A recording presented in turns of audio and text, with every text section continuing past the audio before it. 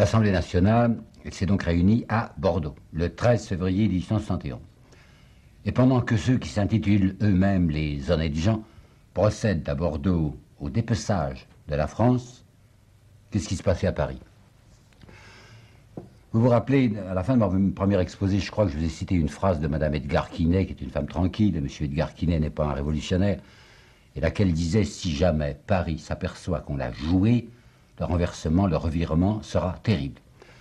Et bien Paris commence à s'apercevoir en effet qu'on l'a joué. Il faut regarder les documents du temps, les correspondances, enfin les mémoires. Prenez par exemple Goncourt. Edmond de Goncourt, Dieu sait que c'est un bourgeois et un conservateur. Néanmoins, on voit que Goncourt a été écœuré de ce que l'on a appelé la convention d'armistice qui avait été signée par Jules Favre le 28 janvier 1871. On appelait ça une convention d'armistice et c'était une capitulation. C'est pourquoi Goncourt dit, c'est du jésuitisme, ces gouvernants sont de sinistres fourbes. Et en effet, Trochu, le général Trochu, chargé de la défense de Paris, plus tard, en 1896, l'année de sa mort, lorsque ses mémoires paraîtront, dira en riant, la convention d'armistice, c'était notre euphémisme gouvernemental. Alors, mensonge de l'armistice, capitulation. Mensonge de la famine. Je vous ai expliqué comment les Jules avaient fait, imitant Bazaine. Bazaine avait dû attendre la crédibilité de la famine pour expliquer aux Messins que nous allions nous rendre. Et bien, de même, pour expliquer aux Parisiens qu'on va capituler devant les Prussiens, on a dit il n'y a plus de stock. Or, ce n'était pas vrai. Et les gens vont s'en apercevoir tout de suite, étant donné qu'on avait décidé qu'il n'y aurait pas de rationnement, ce qui était une chose monstrueuse. Le rationnement va s'opérer de lui-même. La Revue des Deux Mondes avait dit, mais c'est un rationnement qui se fera simplement par le renchérissement. Remarquez que c'était admirable. Ça veut dire ceux qui ont de l'argent ne s'apercevront de rien, ceux qui n'en ont pas, ben, ils se priveront, alors il y aura du rationnement. Si bien que les grossistes, enfin les épiciers en gros, ils avaient entassé les stocks de pommes de terre, de haricots, etc., mais ils ne les livraient qu'au compte-gouttes, c'est-à-dire aux gens qui payaient très cher. Mais quand on a vu l'armistice qui était annoncé, alors la chute des prix s'est produite, c'est pourquoi les carreaux des Halles ont été littéralement envahis de ce que je viens de vous dire, c'est-à-dire du riz, des pommes de terre et des haricots secs, parce qu'on les avait cachés et que maintenant il fallait les vendre n'importe comment. Alors ça avait été une indignation, on nous a dit, on nous a menti. C'était le deuxième mensonge. Un premier mensonge de la convention d'armistice égale capitulation. Deuxième mensonge, famine qui n'est pas une famine. Troisième mensonge, la défense. Vous vous rappelez Blanqui, quand il disait depuis le 11 octobre, j'ai peur que nous soyons en présence d'une abominable comédie. C'était exactement ça. Les gens avaient compris maintenant qu'il s'agissait d'une comédie. Et quand on leur avait fait croire qu'on avait fait une sortie à Champigny, et qu'ils savaient, dès maintenant ils le savaient, qu'on n'avait même pas donné aux soldats un équipement pour passer la nuit dehors, pas de ravitaillement, parce que déjà les généraux avaient décidé qu'il n'y aurait pas de percée. Et quand en outre on s'apercevait, car on le savait maintenant, qu'il y avait moyen de percer, tous les observateurs neutres étaient d'accord. Pensez donc qu'il y avait Paris avec sa position centrale, il y avait une supériorité numérique de Paris écrasante, environ 500 000 combattants à Paris et 175 000 Allemands. Il y avait les lignes allemandes circulaires qui s'étendaient sur 85 km, vous m'entendez, 85 km avec 175 000 hommes au maximum, si bien que nulle part ces lignes n'avaient de profondeur, et que si on eût lancé sur n'importe quel point une réelle offensive, on la faisait, la percée.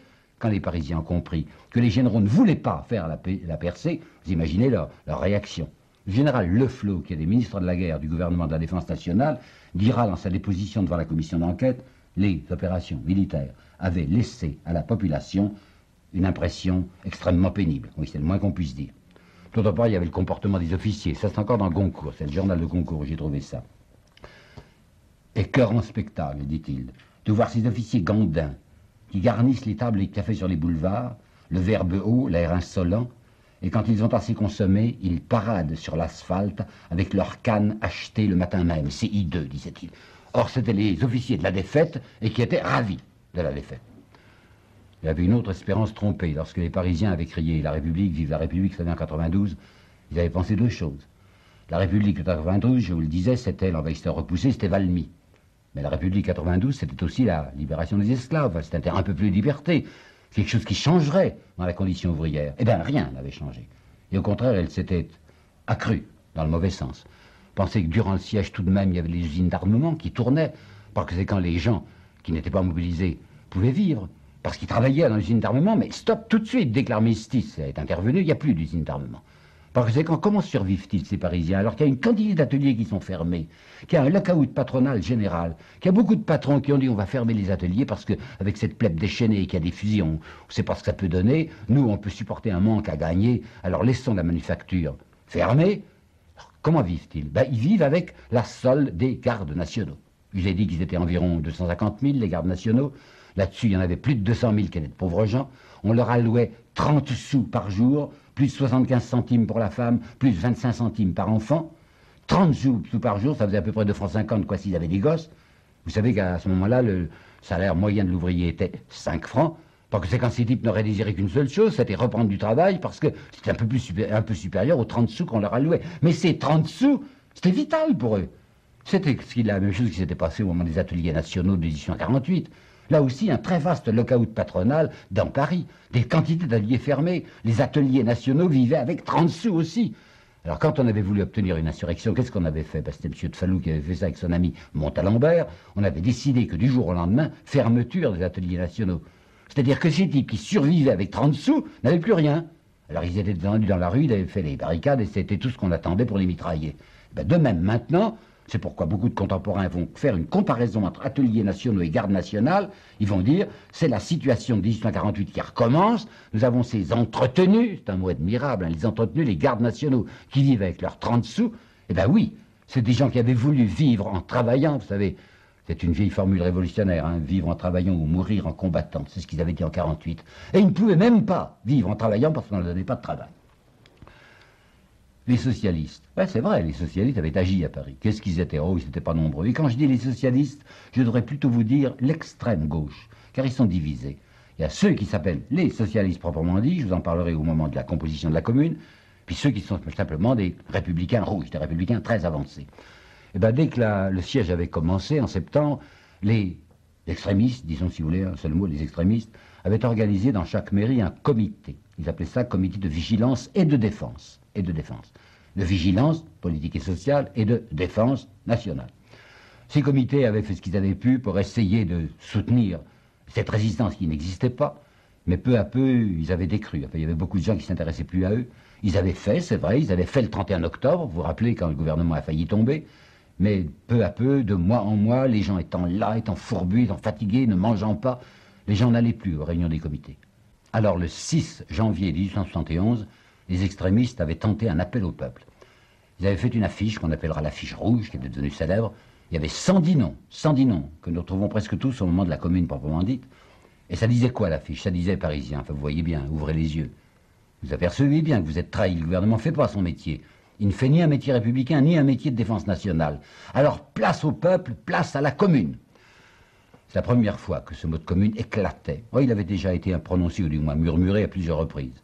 Lorsqu'il y avait des manifestations de gardes nationaux de gauche au début d'octobre 1871, lorsque le 31 octobre, il y avait eu cette émeute où le gouvernement a failli sombrer, le mot de commune avait été prononcé. Qu'est-ce que ça signifiait pour les gens?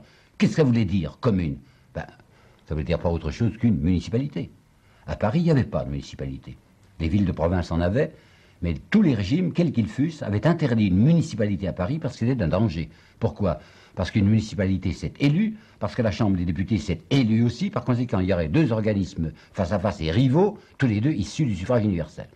Alors Paris étant toujours dangereux, on avait décidé que la ville de Paris n'aurait jamais de municipalité à elle. C'est ce que voulaient les gens. Ils voulaient une municipalité parisienne, et quand ils criaient commune, soyez sûr qu'ils avaient dans l'oreille ou dans la mémoire le souvenir de 92, puisque vous vous rappelez bien que le 10 août 92, c'était une commune insurrectionnelle qui avait renversé le roi et qui avait fondé la République. Ça n'avait pas eu beaucoup d'écho, vous savez. Ah non, pas du tout. Cette affiche rouge du 6 janvier, ça n'a presque rien donné, puisque quand ils vont essayer de passer à l'action, les malheureux extrémistes, le 22 janvier, lorsqu'avec des fusils, ils vont essayer de s'avancer vers l'hôtel de ville, ils seront à peine quelques centaines. Les soldats qui sont là, qui sont du reste des mobiles bretons, et qui sont cachés derrière toutes les fenêtres de l'hôtel de ville, vont ouvrir le feu, on fera un carnage. Enfin, c'est loupé. Ils sont, ces socialistes, sans le savoir peut-être, exactement dans la ligne de Robespierre.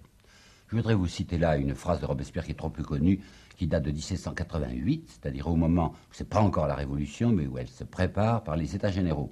Il était candidat aux États généraux, Robespierre, et il avait répandu ce qu'on appellerait aujourd'hui un petit tract, dans lequel il y avait une phrase très extraordinaire, que je crois savoir par cœur. Et la voici, cette phrase. La plus grande partie de nos concitoyens est aujourd'hui réduite par l'indigence à ce dernier degré d'avilissement où l'homme, uniquement préoccupé de survivre, est incapable de réfléchir aux causes de sa misère et aux droits que la nature lui a donnés. Vous avez entendu, hein, réfléchir aux causes de sa misère. Qu'est-ce qu'il leur disait aux pauvres Jean Robespierre? Il leur disait, vous êtes dans une condition d'exploité, vous êtes les victimes d'un certain système, mais ouvrez les yeux, réfléchissez aux causes de votre misère, pour les guérir. Réfléchissez aussi aux droits que vous avez, que la nature vous a donnés, que tout homme possède. Voilà ce qu'il avait essayé de faire, et c'est ce qu'essayaient aussi de faire les socialistes de 70-71. Seulement, dans l'ensemble, beaucoup de gens ne s'en rendaient pas compte.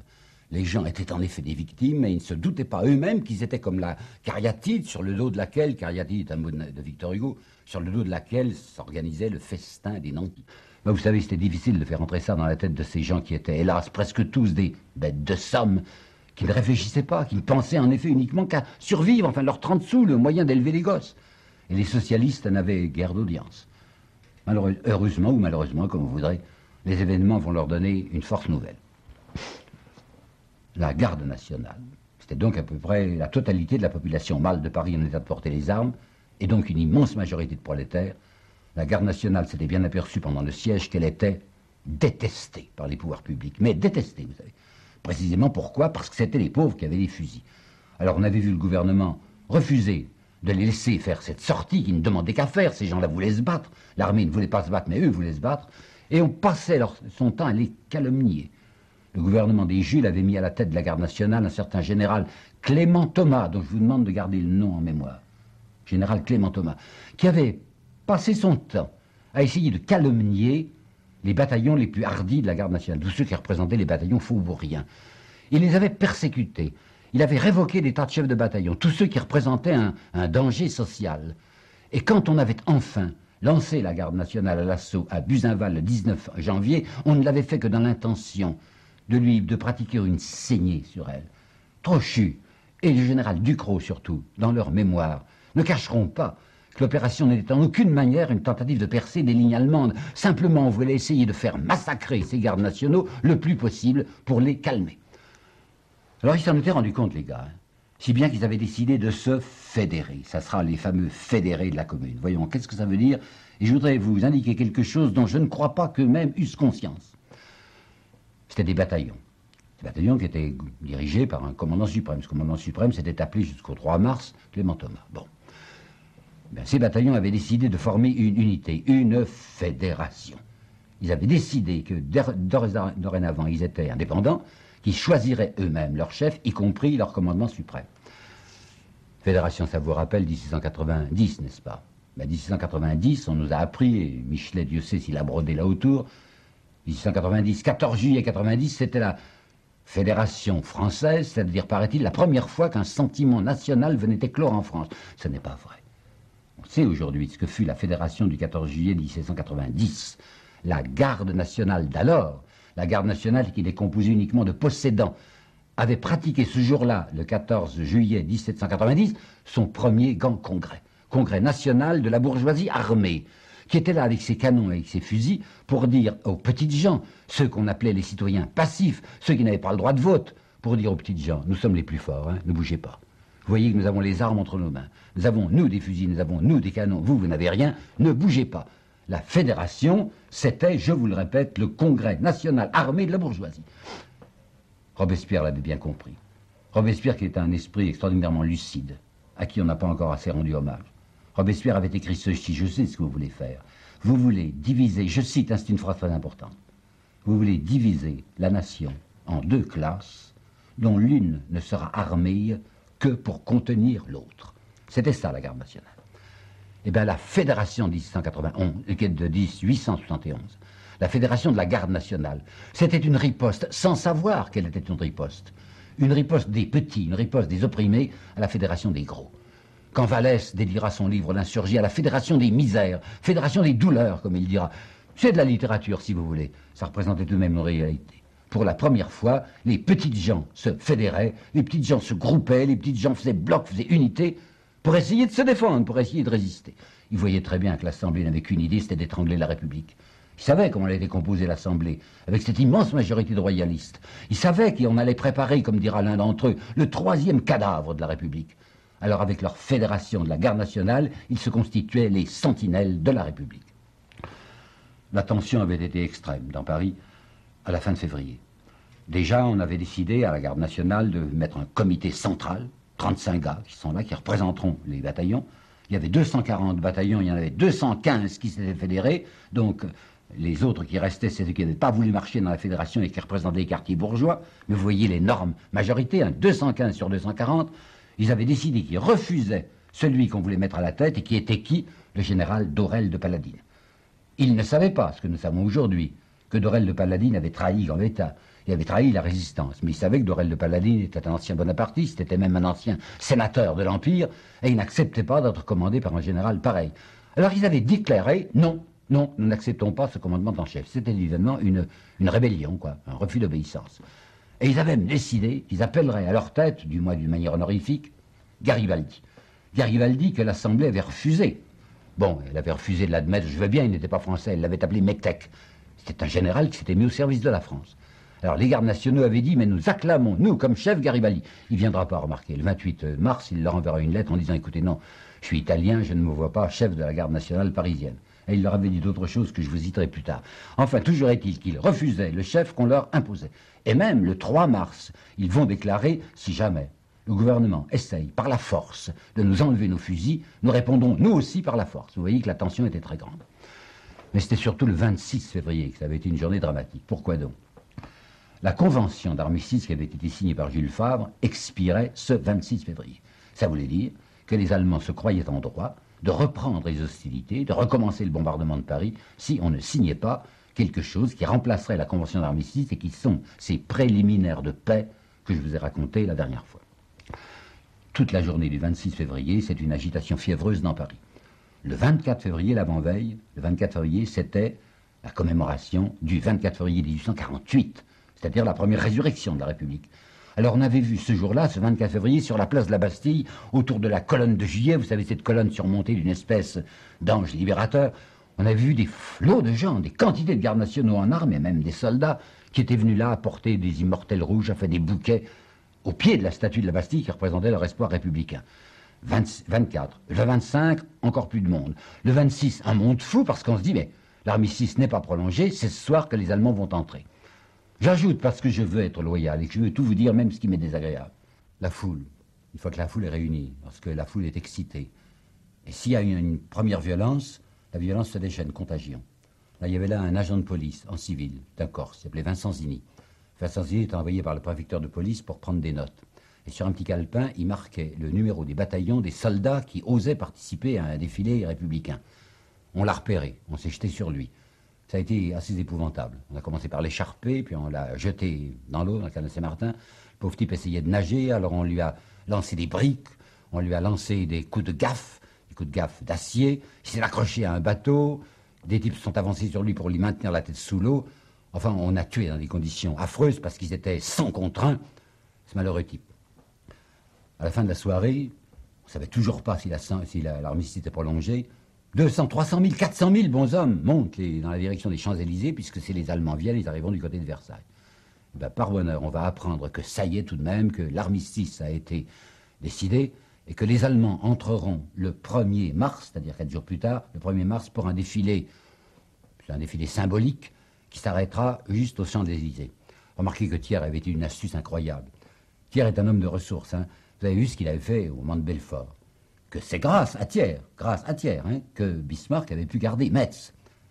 Alors Thiers va user d'une double astuce. Premièrement, il va faire savoir à l'opinion publique, vous savez, si on a gardé Belfort, c'est à cause de moi, où je me suis battu avec le chancelier, il voulait absolument garder Belfort, j'ai usé de la menace, j'ai usé des sanglots, enfin vous l'avez. Et deuxièmement, pour faire tenir tranquille les Parisiens, il leur dit, savez-vous ce qui s'est passé? Ben voilà, les Allemands voulaient absolument entrer dans Paris. Et ils m'avaient mis le marché en main, le couteau sous la gorge. Il m'avait dit, si vous vous opposez à notre entrée dans Paris, nous gardons Metz, nous gardons Belfort. Alors vous comprenez bien que, afin de garder la grande citadelle de Belfort, l'héroïque citadelle de Belfort au territoire national, j'ai été obligé d'accepter l'entrée des Prussiens dans Paris. Les Parisiens vont se dire, bon, on ne peut pas hésiter nous-mêmes, enfin, puisque ça nous permet de garder Belfort, alors on ne bougera pas. Les Prussiens vont entrer le 1er mars et je dois vous dire que Paris s'est conduit là d'une manière noble. Je ne sais pas si vous vous rappelez ce que les livres d'histoire nous disent sur ce qui s'était passé lors de l'entrée des Alliés, les Cosaques surtout, dans Paris en 1815. Ça avait été des scènes hideuses, vous savez. Quand ils étaient entrés dans les quartiers populaires, ça n'avait pas bougé. Mais quand ils étaient arrivés dans les quartiers riches, sur les grands boulevards, ça avait été des ovations. Les femmes du monde montaient en croupe sur les chevaux des Cosaques, puis c'était les libérateurs, ces étrangers qui venaient ramener le roi, vous pensez. Eh bien, rien de semblable. Le 1er mars 1871, quand cependant les Allemands entrent par les beaux quartiers de Paris, ils entrent par Neuilly, ils entrent par le 16e, ils entrent par le 8e arrondissement, ils entrent par les Champs-Élysées, tout le monde a fermé les fenêtres, toutes les boutiques sont fermées, ils entrent dans un silence de mort.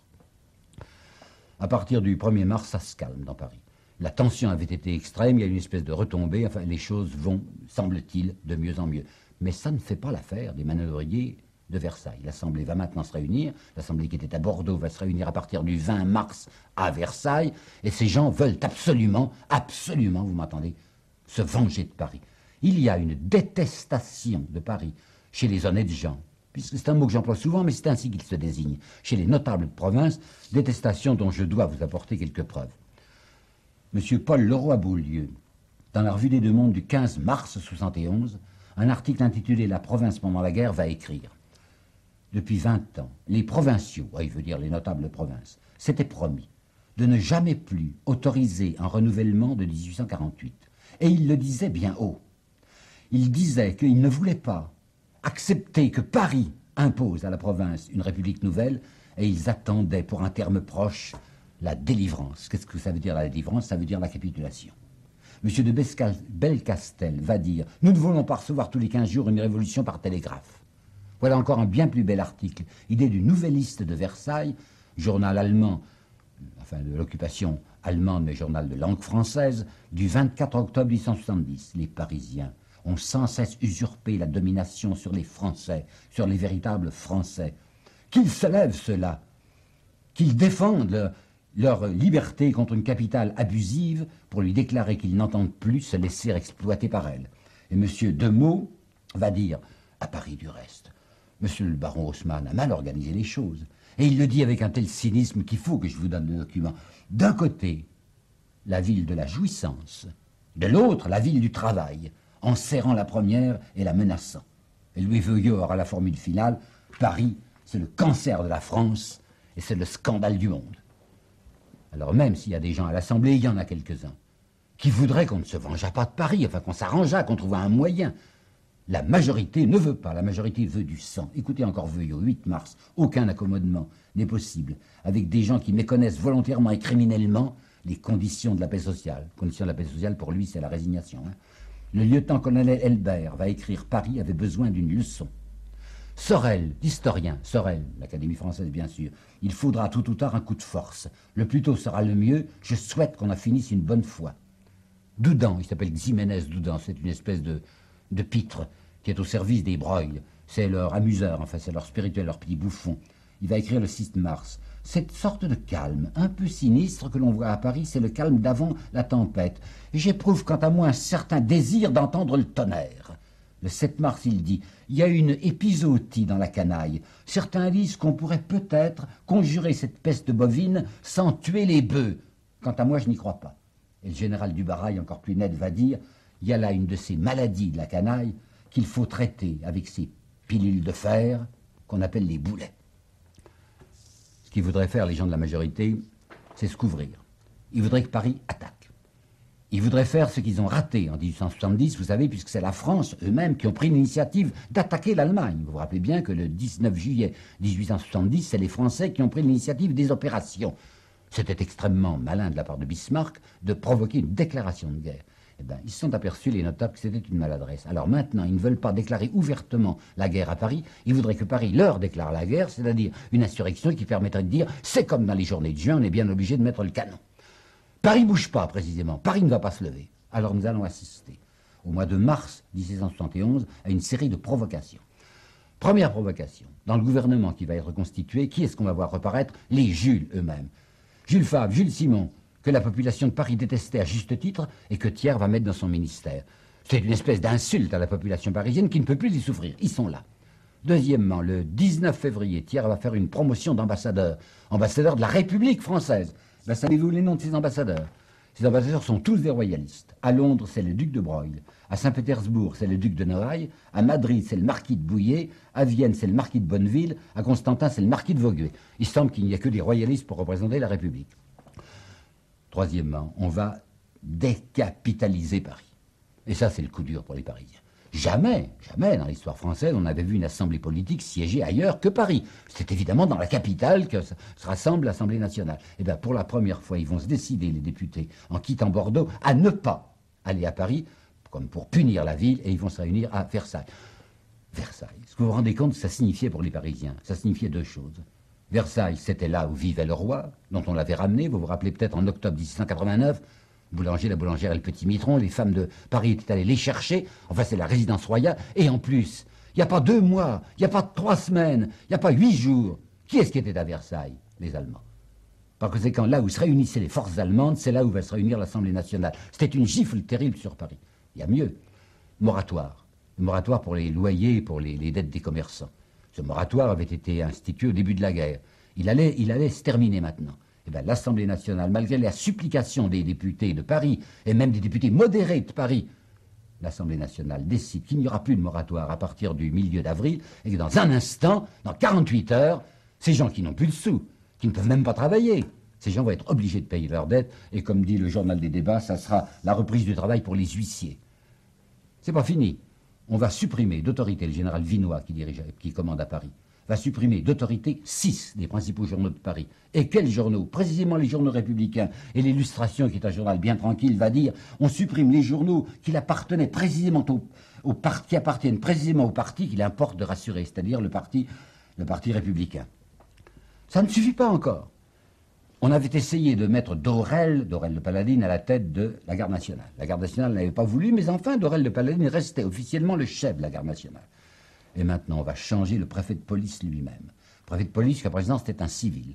Brusquement, le 17 mars 1871, le gouvernement décide que le préfet de police sera dorénavant un général, le général Valentin.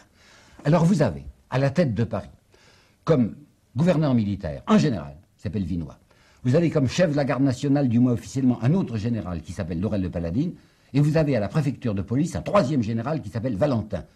Tous les souvenirs reviennent aux gens. À la veille du 2 décembre, lorsque Louis-Napoléon Bonaparte avait décidé d'étrangler la République, qu'est-ce qu'il avait fait? Il avait nommé un général qui s'appelait le général Espinasse à la tête du ministère de l'Intérieur. Avec la nomination du général Valentin, tout semble prêt pour un coup d'État destiné à tuer la République.